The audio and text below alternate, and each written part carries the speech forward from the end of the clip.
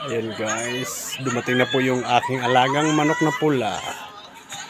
Yan, ayan siya oh. Mabait kong alaga, umuwi na naman galing sa galaan. Yan.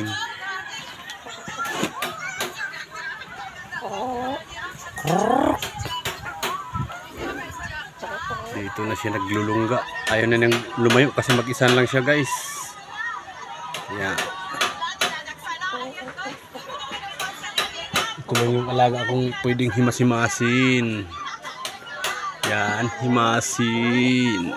Ang bait niya oh. Oh, ang bait niya.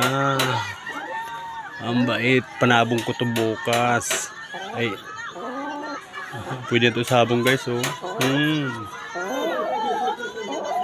Yung kulay brown yung itlog nito guys. Yan, ang bait niya. Kabait ka lang ha, mangitlog ka ng marami.